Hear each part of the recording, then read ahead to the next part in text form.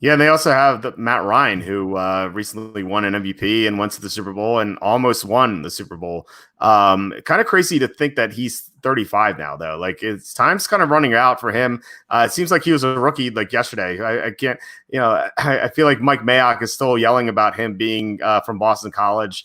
It seemed like that combine of his happened recently, but he's 35 now. The Falcons running out of time because Alex Mack is also getting up there in age, and Julio Jones is 31, and a nice BC Eagles Facebook out there.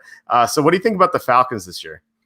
Yeah, I had to bring out my Eagles prop hat. I was going to wear it the whole show, but my hair is too ridiculous right now, so I can't really wear a hat for long without looking insane.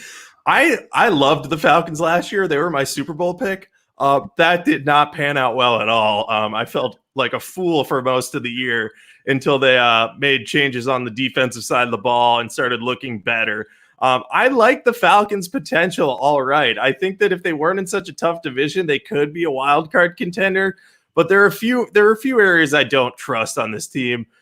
First of all, I think their offensive line is solid. I like Jake Matthews. I like Chris Lindstrom. I like Alex Mack. But they have some holes at left guard and at right tackle. I don't think Caleb McGarry is going to work out there. I think he may eventually need to move inside. If Matt Ryan is under pressure, he will have issues, especially they're really depending on Todd Gurley in the running game, which could easily work out. We saw it work out with Michael Turner late in his career there, even averaging like 4 yards a carry, maybe even less at the end. But if his knees act up, they're going to be really one-dimensional passing team, which isn't terrible, but it's not great if you don't have a great offensive line. The bigger issue, though, is their defense. I thought Raheem Morris did a good job after taking over as defensive coordinator last year, but this unit just doesn't have a ton of talent available. They took A.J. Terrell to be their top corner, and they let go of Desmond Trufant. I thought at best that's a lateral move. And one that maybe a future-looking coach would make. So I was kind of confused as to why Dimitroff and Dan Quinn would agree to do that at this point. Maybe they're just higher on him than I am, but we'll see what happens there. I don't see a lot of pass rushing talent in the front seven. I think that the addition of Dante Fowler will be helpful, but how well is he going to do without Wade Phillips? We just don't know. So I think between that, the weakness in the secondary, the potential for the offensive line to have some issues, especially if there's injury issues like there may have been last year, I think this team's going to have to rely heavily on Matt Ryan and those receivers to get the job done and get some wins. And that's possible for sure. I mean, Matt Ryan is talented, but I think given the other strong teams in this division, it's going to be really hard for them to notch a winning record in this division and do enough to make a wild card run. Yeah, I mean, you mentioned Terrell. Like, I feel like the Falcons did themselves a huge disservice by not tanking in the second half of the year. I mean, they were in position to get Chase Young with the second pick in the draft, and they just squandered it, really. Can you imagine this defense with Chase Young? Like, how much better would they be? Like, it would be ridiculous, especially if they decided to keep Desmond Trufant. Like, their defense would be, like, very good, I think, as long as Chase Young wouldn't bust. The problem is the defense is not good at all. Like, the pass rush is very questionable. Run defense is always seems to be a problem, especially with Devondre Campbell gone now. He was a good run-stopping linebacker. He's no longer on the team. And then the secondary, I think, is awful. Like their cornerbacks could be one of the worst groups of cornerbacks in the NFL this year if A.J. Terrell doesn't play like outstanding. And he has the upside, but we'll see. I think he's raw. Their safeties can be good if Keanu O'Neal can stay healthy for once, but he's always injured. So their defense has a lot of problems. I'm not sold on their offensive line. Their offensive line, it was weird last year. Like Jake Matthews took a step backward. I'm not sure why. Alex Mack, he's getting up there in age. He didn't play as well as he has in the past. So if those guys continue to regress, like Atlanta could have one of the worst records in the NFL this year. Then again, if the offensive line does better, like if Matthews and Mack rebound, if Dante Fowler is as good as he was last year without Wade Phillips, if A.J. Terrell plays well his rookie year, the Falcons could get into the wild card. So they have like a wide range of outcomes. Unfortunately, they play in such a difficult division that one of those outcomes is not going to be winning the NFC South. And I don't think it's going to happen. So I think this team goes anywhere between 4-12 and 9-7, 10-6 this year. I have them at 6-10. I think that's kind of likely. So not very bullish on the Falcons. Yeah, I wouldn't be either. They kind of feel like a team that reached its ceiling under Dan Quinn when they made the Super Bowl. Last year, we saw the beginning of the end in ways, and he made like a brilliant move moving Raheem Morris to the defensive side again to kind of save his job for one more year. But I just don't think the talent is there. And I just look at this team, and it's a very okay team. And it should be noted that I said that about the San Francisco 49ers at this time last year. So I don't exactly have a great track record with picking the okay teams in the league. But I think, I just think there are too many problems with this team to trust them. Yeah, speaking of teams with problems, the Panthers are their last remaining team. They got Teddy Bridgewater, and they still have Christian McCaffrey and DJ Moore. But this team seems like it has a lot of holes. So I think we agree that they're one of the worst teams in the NFL, right? Yeah, I had repeatedly said at one point that the Panthers were going to have the number 1 pick in 2021. I've backed off that a little bit since because we've seen what's happened to the Jaguars. But to tie things back to the hat I'm wearing, Luke Kuechly's retirement is going to have a massive impact on this defense. People don't realize just how valuable Luke Kuechly was to this team, I think. I mean, we obviously see his impact as a player, but when he's missed time, this defense just hasn't been as good, hasn't been as cohesive and connected. They've had some problems being solid. And I think that the Panthers did have a good draft, to Doug's point. I like what they did, adding a ton of talent on defense because they needed it. But I just don't see a very high ceiling for them right now. I think they have a lot of talent that they need to develop. I think they don't have a true number 1 cornerback right now. They're lacking talent at linebacker with Kuechly gone. And I do like their defensive line and pass rush. I think Brian Burns and Derek Brown will grow into a solid pass rushing pair. And if they can find someone across from Burns, whether that's Yetur Gross-Matos or someone else, they should be in good shape. Offensively, this team's going to come down to Christian McCaffrey and the 3 receivers they have: DJ Moore, Curtis Samuel, and Robbie Anderson. Anderson was a little bit of a weird signing for me. He's reuniting with Matt Rule, who was his college coach at Temple. But I kind of didn't think they necessarily needed him and could have addressed other areas. I look at the offensive line. They have a good center in Matt Paradis and a good right tackle in Taylor Moton. But I don't understand exactly why they traded Trey Turner for Russell Okung. They got older and more injury prone on the offensive line. And granted, Okung plays a more valuable position at left tackle as opposed to Turner, who was a guard. But they have Greg Little available, and now there's no obvious spot for him to start and develop. So I thought it was weird that they did that. And I don't like their competitors at guard right now. They have John Miller, Dennis Daly, Michael Schofield. No one who's really that exciting. So I think that's going to cause some problems for Teddy Bridgewater, not having as good protection as he had in New Orleans. That was part of the reason he had success, was because he was protected. I think Teddy is a steady quarterback. He's very good. I think he'll get the job done and keep them competitive a lot, but I don't know if there's enough talent on this team to win games. I think a big problem for the Panthers this year is that they have a brand new coaching staff and a new quarterback. I mentioned earlier that it's going to be tough for a new quarterback to step in and learn a new system unless it's Tom Brady, or a new coaching staff to come in. And they have both. And not only do they have a new coaching staff, they have a coaching staff that has barely any NFL experience. So these guys are going to have to learn as they go without having a full offseason or like any real offseason. I think the Panthers are going to be very slow to start off the season. Maybe they get better down the stretch. I could see that. But in the first half of the year, I think they're going to be one of the worst teams in the NFL. And you highlighted some of their weaknesses, like the offensive line. I don't like at all. I think there is maybe some potential there if Okung could stay healthy for once. But, he has such a bad track record with injuries. I just don't see it happening. Their secondary, I guess their back 7 in total, I think is one of the worst back 7s in the NFL. They lost James Bradbury. They lost Luke Kuechly. just bad all around. And they already have some issues of safety.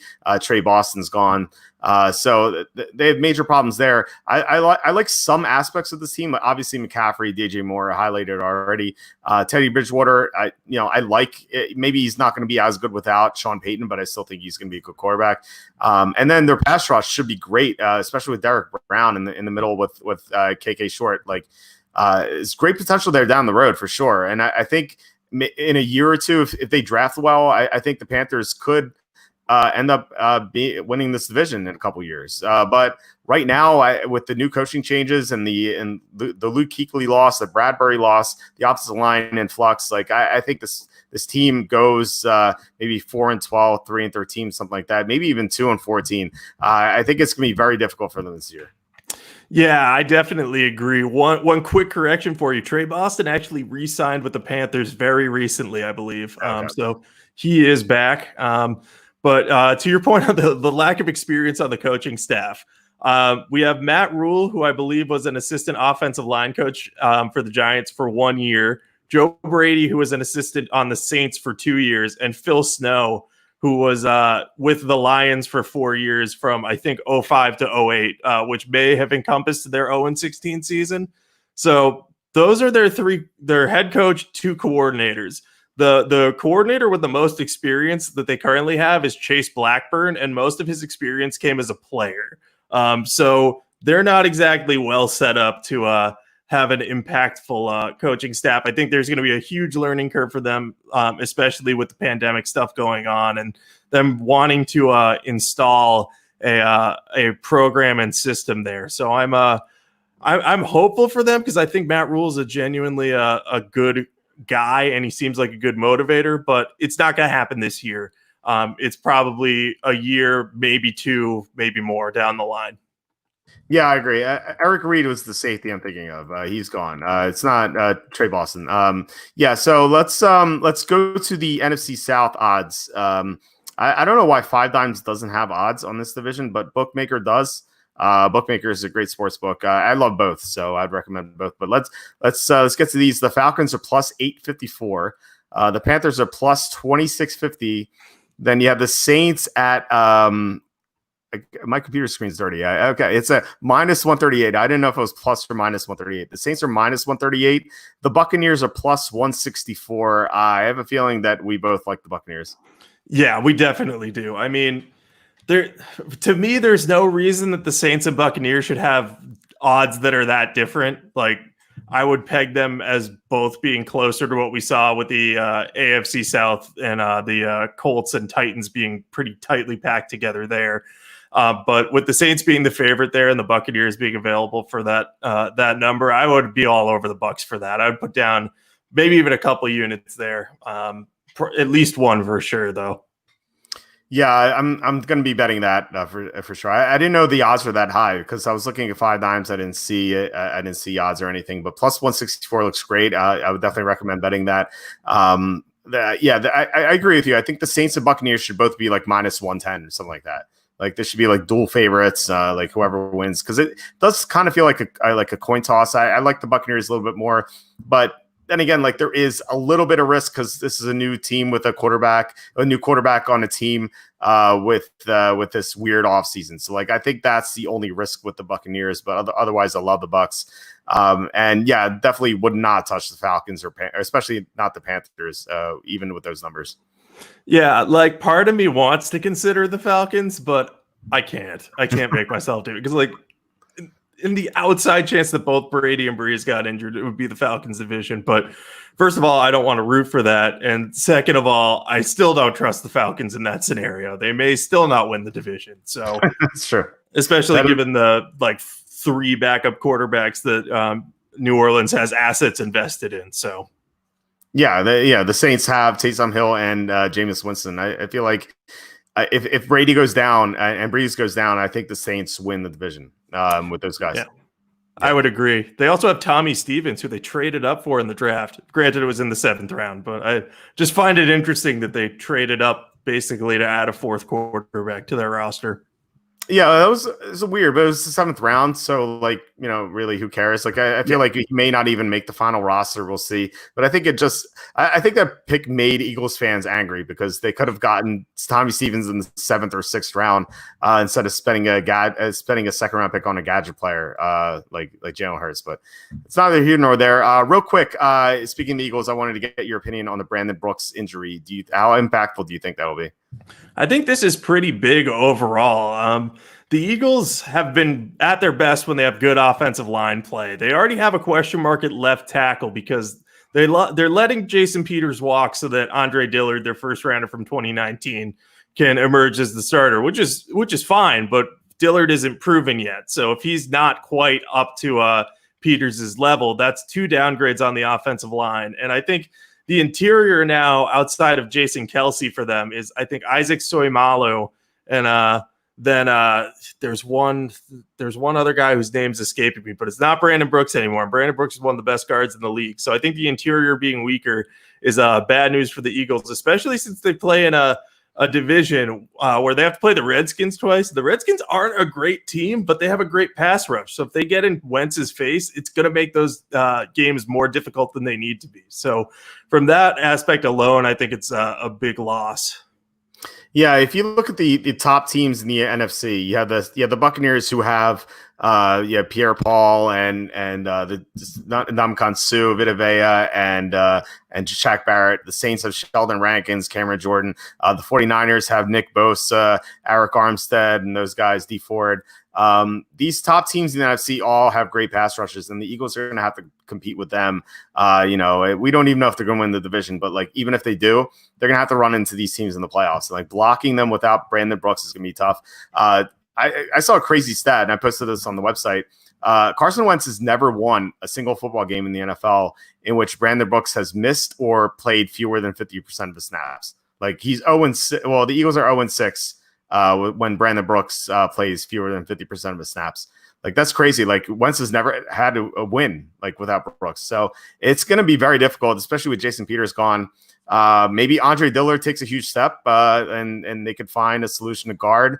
But I think it's going to be tough. I already thought the NFC East was the 3-horse race. We'll talk about them in 2 weeks. But the Cowboys and Giants are definitely going to benefit from this. Yeah, definitely. And I think the Eagles, the player I was trying to think of was Jack Driscoll. They drafted him in the 4th round as a guard. So he may have to step in as a rookie. But if he isn't ready to go, I would sign Larry Warford, just to tie it back to a guy who I was talking about earlier, because he's at least solid and has been a Pro Bowler in the past. So he's at least a strong replacement for Brooks. But I think that spot's going to be very important for the Eagles. And if they don't find a solution, things could go south for them pretty quickly, especially if their injury issues continue, because I don't think Alshon Jeffrey's fully healthy either. And, we've seen them have a lot of issues in that area the last couple of years. Yeah, but they don't seem to know when Jeffrey's going to come back. Doug Peterson said that he has no timetable, so he can miss the first half of the year for all we know. It's looking rough for the Eagles, but it's not the toughest division, so they could still win it. I guess that's it. So if you're watching YouTube, please hit subscribe. That would mean a lot. Or send this link out to anyone who would enjoy it. So do you have anything to plug? You can just follow me on Twitter at Jacob Camenker. I'll be tweeting about football thoughts and tweet out links to podcasts and stuff. And I've got some scouting reports over at Rigo's Rag on the Redskins draft picks that I'm continuing to very gradually work on. So I'll have one on Cameron Curl coming out in the next few days. So if you're interested in a 7th rounder who's probably going to play special teams, that's the place to find everything you need to know about him. Sounds good. Well, maybe he'll become a starter. We'll see. I'm at walterfootball.com. Season previews being posted. Charlie's still posting his why the slide. If you want to find out why a player slid in the 2020 NFL draft, Charlie will have that for you. And fantasy football content. So our fantasy rankings are available. That's it for this week. Next week, we're going to do the AFC and NFC North, and looking forward to talking about that with you. And I'll talk to you next week. All right. Sounds good. Talk to you then. All right, bye. Bye.